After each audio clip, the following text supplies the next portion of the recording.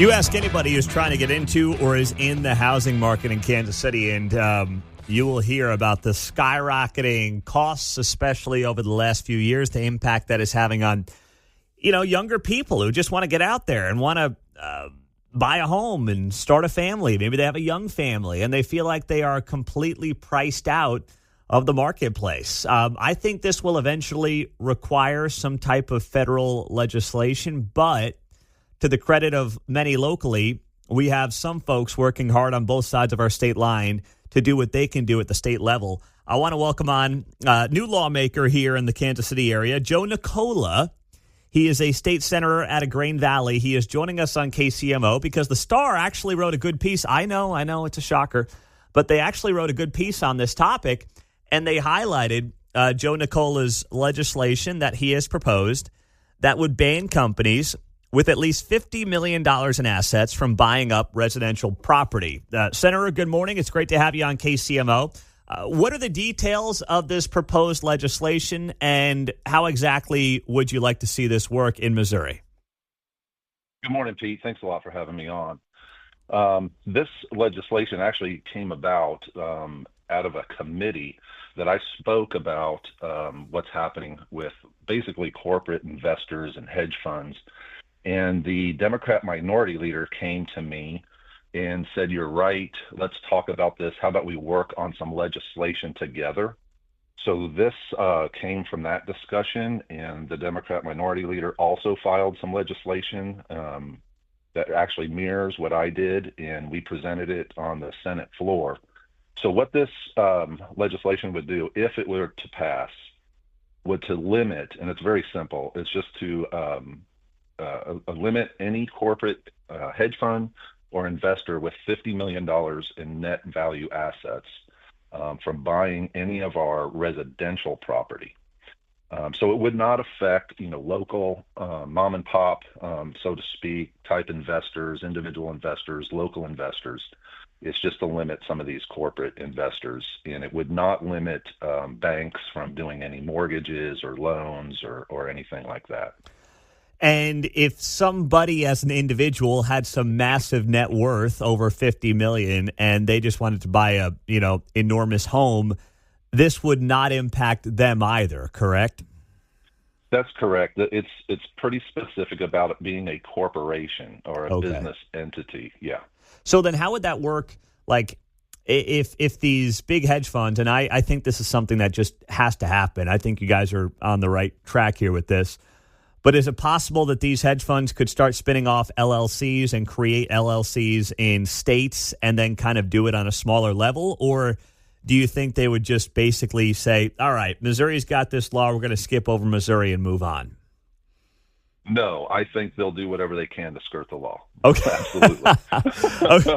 Well, so then how do you prevent those loopholes, knowing that? And listen, I think that that's a correct assessment of the situation. So how do you try to think two steps ahead to make sure that they're not taking advantage of some loopholes that may exist in these laws if you guys can get this done? Yeah, that's a great question, and that is something we're going to have some further dialogue about within the Senate and then the legislature as a whole. As you know, Pete, we can have really good ideas, but we have to work with others to come to compromises to get anything passed. I think this is just a great first step in at least making the statement. And really, nobody's actually talking about this but myself and the minority leader. I don't know what they're doing on the House side, but I talk about this constantly. Matter of fact, I've filed many bills concerning our property taxes. As you know, we have a disaster in our county, and I have a bill that hopefully will get through. It's got some momentum that would cap our property taxes at 5% every 2 years. Yeah, that's obviously another big issue, to your point. Right.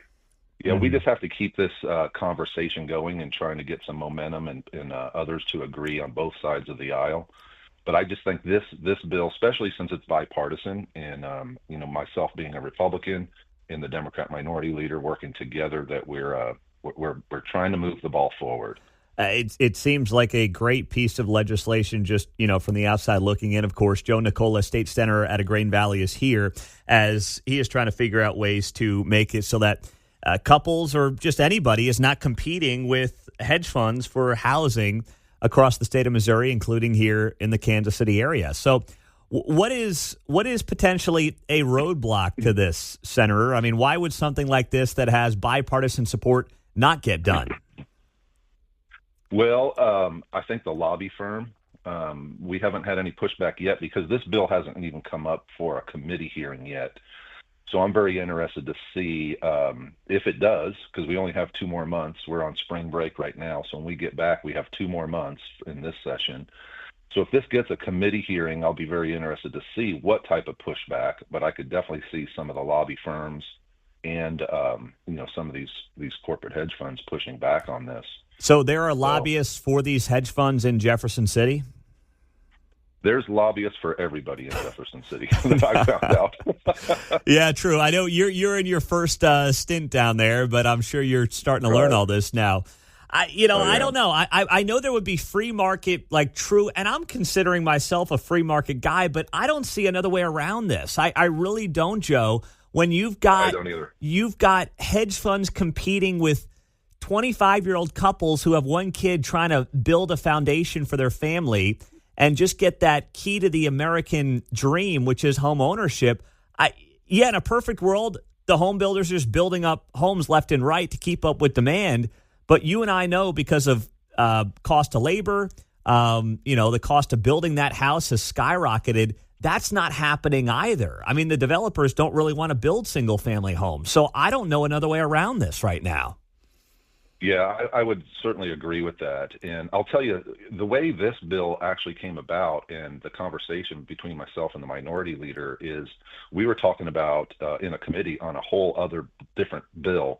But part of this bill was putting all repossessed property in a county, putting it online. And I really opposed that, pushed back, and I was successful in getting the online repossessed properties, getting that out of that bill.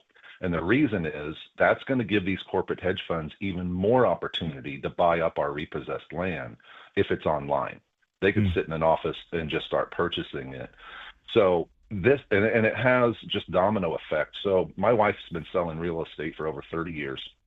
She's been fighting this for some time. I'm sure you, like many people, I probably get 3 to 6 texts a week asking to buy my properties. So these hedge funds come in and they pay cash for a home over list price. So now our market value of our home goes up, which the domino effect is now the tax assessment goes up and our insurance goes up. So it makes everything much more expensive. It's difficult for first-time home buyers. And what it's really difficult for is seniors that are on fixed incomes when their property taxes go up and the insurance because they cannot sustain the cost. And we have these hedge funds buying houses left and right, and in some cases, entire neighborhoods.